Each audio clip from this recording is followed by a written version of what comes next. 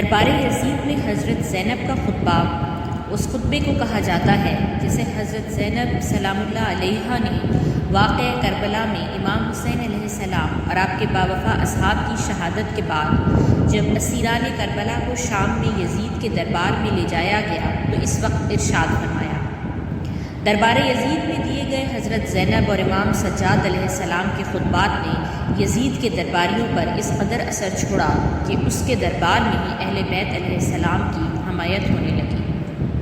خطبے کا متن اور ترجمہ۔ اللہ کے نام سے جو بہت رحم والا نہایت مہربان ہے۔ سب تعریفیں اس خدا کے لیے ہیں جو کائنات کا پروردگار ہے، اور خدا کی رحمت نازل ہوں پیغمبر اکرم صلی اللہ علیہ وآلہ وسلم پر اور ان کی پاکیزہ عطرت و اہل بیت علیہ السلام پر۔ اما بعد، بالآخر ان لوگوں کا انجام برا ہے جنہوں نے اپنے دامن حیات کو برائیوں کی سیاہی سے داغدار کر کے اپنے خدا کی آیات کی تکذیب کی اور آیات پروردگار کا مذاق اڑایا۔ اے یزید، کیا تو سمجھتا ہے کہ تو نے ہم پر زمین کے گوشے اور آسمان کے کنارے مختلف طرح سے تنگ کر دیے ہیں، اور آل رسول کو رسیوں اور زنجیروں میں جکڑ کر در بدر پھرانے سے تو خدا کی بارگاہ میں سرفراز ہوا اور ہم رسوا ہوئے ہیں؟ کیا تیرے خیال میں ہم مظلوم ہو کر ذلیل ہو گئے اور تو ظالم بن کر سربلند ہوا ہے؟ کیا تو سمجھتا ہے کہ ہم پر ظلم کر کے خدا کی بارگاہ میں تجھے شان و مقام حاصل ہو گیا ہے؟ آج تو اپنی ظاہری فتح کی خوشی میں سرمست ہے، مسرت و شادمانی سے سرشار ہو کر اپنے غالب ہونے پر اترا رہا ہے، اور خلافت کے ہمارے مسلمہ حقوق کو غصب کر کے خوشی و سرور کا جشن بنانے میں مشغول ہے۔ اپنی غلط سوچ پر مغرور نہ ہو اور ہوش کی سانس لے۔ کیا تو نے خدا کا یہ فرمان بھلا دیا ہے کہ حق کا انکار کرنے والے یہ خیال نہ کریں کہ ہم نے انہیں جو مہلت دی ہے وہ ان کے لیے بہتر ہے، بلکہ ہم نے انہیں اس لیے ڈھیل دے رکھی ہے کہ جی بھر کر اپنے گناہوں میں اضافہ کرنے، اور ان کے لیے خوفناک عذاب معین کیا جا چکا ہے۔ اس کے بعد فرمایا، اے طلقہ کے بیٹے، آزاد کردہ غلاموں کی اولاد، کیا یہ تیرا انصاف ہے کہ تو نے اپنی مستورات اور لونڈیوں کو چادر اور چار دیواری کا تحفظ فراہم کر کے پردے میں بٹھا رکھا ہے، جبکہ رسول زادیوں کو سر برہنہ در بدر پھرا رہا ہے؟ تو نے مخدرات عصمت کی چادریں لوٹ لیں اور ان کی بے حرمتی کا مرتکب ہوا۔ تیرے حکم پر اشقیاء نے رسول زادیوں کو بے نقاب کر کے شہر بشہر پھرایا۔ تیرے حکم پر دشمنان خدا اہل بیت رسول کی پاک دامن مستورات کو ننگے سر لوگوں کے ہجوم میں لے آئے، اور لوگ رسول زادیوں کے کھلے سر دیکھ کر ان کا مذاق اڑا رہے ہیں، اور دور و نزدیک کے رہنے والے سب لوگ ان کی طرف نظریں اٹھا اٹھا کر دیکھ رہے ہیں۔ ہر شریف و کمینے کی نگاہیں ان پاک بیبیوں کے ننگے سروں پر جمی ہیں۔ آج رسول ذاتیوں کے ساتھ ہمدردی کرنے والا کوئی نہیں ہے۔ آج ان قیدی مستورات کے ساتھ ان کے مرد موجود نہیں ہیں جو ان کی سرپرستی کریں۔ آج آل محمد کا معین و مددگار کوئی نہیں ہے۔ اس شخص سے بھلائی کی کیا توقع ہو سکتی ہے جس کی ماں نے پاکیزہ لوگوں کے جگر کو چپایا ہو، اور اس شخص سے انصاف کی کیا امید ہو سکتی ہے جس نے شہیدوں کا خون پی رکھا ہو؟ وہ شخص کس طرح ہم اہل بیت علیہ السلام پر مظالم ڈھانے میں کمی کر سکتا ہے جو بغض و عداوت اور کینے سے بھرے ہوئے دل کے ساتھ ہمیں دیکھتا ہے؟ اے یزید، کیا تجھے شرم نہیں آتی کہ تو اتنے بڑے جرم کا ارتکاب کرنے اور اتنے بڑے گناہ کو انجام دینے کے باوجود فخر و مباحات کرتا ہوا یہ کہہ رہا ہے کہ آج اگر میرے اجداد موجود ہوتے تو ان کے دل باغ باغ ہو جاتے، اور مجھے دعائیں دیتے ہوئے کہتے کہ اے یزید تیرے ہاتھ شل نہ ہو؟ اے یزید، کیا تجھے حیا نہیں آتی کہ تو جوانان جنت کے سردار حسین ابن علی علیہ السلام کے دندان مبارک پر چھڑی مار کر ان کی بے ادبی کر رہا ہے؟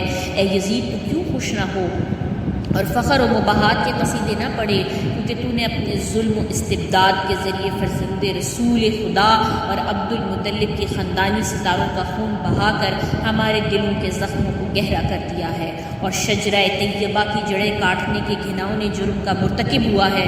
تو نے اولاد رسول کے خون میں اپنے ہاتھ رنگین کیے ہیں۔ تو نے عبد المطلب کے خاندان کے ان نوجوانوں کو تہ تیغ کیا ہے جن کی عظمت و کردار کے درخشندہ ستارے زمین کے گوشے گوشے کو منور کیے ہوئے ہیں۔ آج تو آل رسول کو قتل کر کے اپنے بدنہاد اسلاف کو پکار کر انہیں اپنی فتح کی گیت سنانے میں منہمک ہے۔ تو سمجھتا ہے کہ وہ تیری آواز سن رہے ہیں۔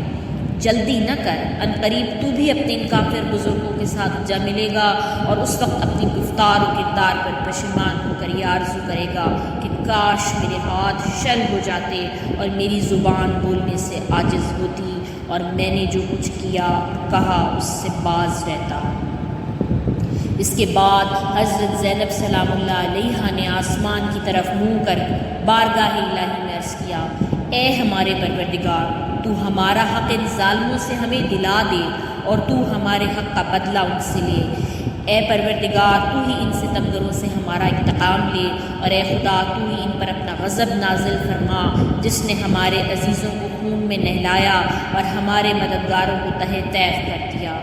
اے یزید، خدا کی قسم تو نے جو ظلم کیا ہے یہ اپنے ساتھ ظلم کیا ہے، تو نے کسی کی نہیں بلکہ اپنی ہی کھال چاک کی ہے، اور تو نے کسی کا نہیں بلکہ اپنا ہی گوشت کاٹا ہے۔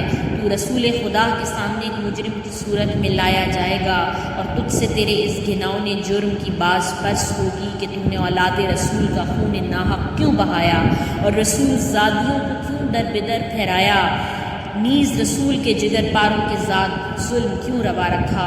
اے یزید، یاد رکھ کہ خدا آل رسول کا تجھ سے انتقام لے کر ان مظلوموں کا حق انہیں دلائے گا، اور انہیں امن و سکون کی نعمت سے مالا مال کر دے گا۔ خدا کا فرمان ہے کہ تم گمان نہ کرو کہ جو لوگ راہ خدا میں مارے گئے وہ مر چکے ہیں، بلکہ وہ ہمیشہ کی زندگی پا گئے اور بارگاہ الہی سے روزی پا رہے ہیں۔ اے یزید، یاد رکھ کہ تو نے جو ظلم آل محمد پر ڈھائے ہیں اس پر رسول خدا عدالت الہی میں تیرے خلاف شکایت کریں گے، اور جبرائیل امین آل رسول کی گواہی دیں گے۔ پھر خدا اپنے عدل و انصاف کے ذریعے تجھے سخت عذاب میں مبتلا کر دے گا، اور یہی بات تیرے برے انجام کے لیے کافی ہے۔ عنقریب وہ لوگ بھی اپنے انجام کو پہنچ جائیں گے جنہوں نے تیرے لیے ظلم و استبداد کی بنیادیں مضبوط کی، اور تیری آمرانہ سلطنت کی بساط بچھا کر تجھے اہل اسلام پر مسلط کر دیا۔ ان لوگوں کو بہت جلد معلوم ہو جائے گا کہ ستمگروں کا انجام برا ہوتا ہے اور کس کے ساتھی ناتوانی کا شکار ہیں۔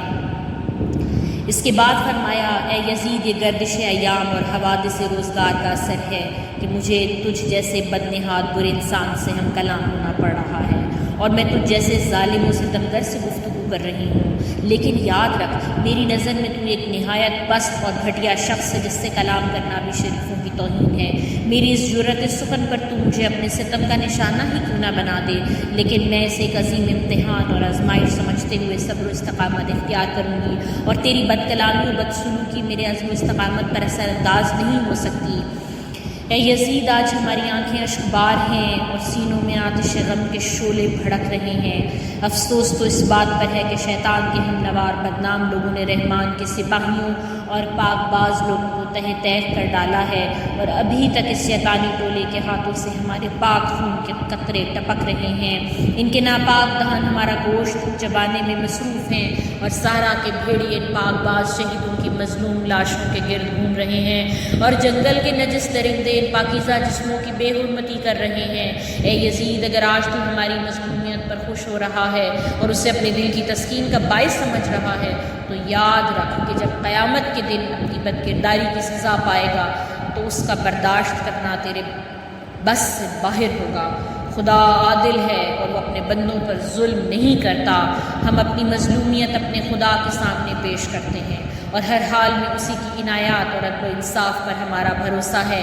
اے یزید، تو جتنا چاہے مکر و فریب کر لے اور بھرپور کوشش کر کے دیکھ لے، مگر تجھے معلوم ہونا چاہیے کہ تو نہ تو ہماری یاد لوگوں کے دلوں سے مٹا سکتا ہے، اور نہ ہی وحی الہی کے پاکیزہ آثار محو کر سکتا ہے۔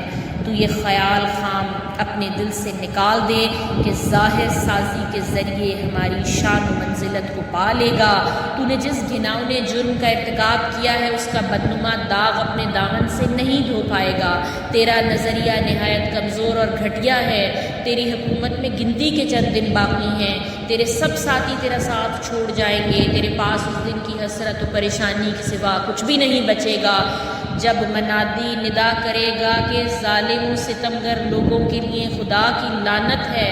ہم خدائے قدوس کی بارگاہ میں سپاس گزار ہیں کہ ہمارے خاندان کے پہلے فرد حضرت محمد مصطفیٰ صلی اللہ علیہ وآلہ وسلم کو سعادت و مغفرت سے بہرمند فرمایا اور امام حسین علیہ السلام کو شہادت و رحمت کی نعمتوں سے نوازا۔ ہم بارگاہ عزتی میں دعا کرتے ہیں کہ وہ ہمارے شہیدوں کے ثواب و اجر میں اضافہ و تکمیل فرمائے اور ہم باقی سب افراد کو اپنی عنایتوں سے نوازے۔ بے شک خدا ہی رحم و رحمت کرنے والا اور حقیقی معنوں میں مہربان ہے۔ خدا کی عنایتوں کے سوا ہمیں کچھ مطلوب نہیں اور ہمیں صرف اور صرف اسی کی ذات پر بھروسہ ہے، اس لیے کہ اس سے بہتر کوئی سہارا نہیں ہے۔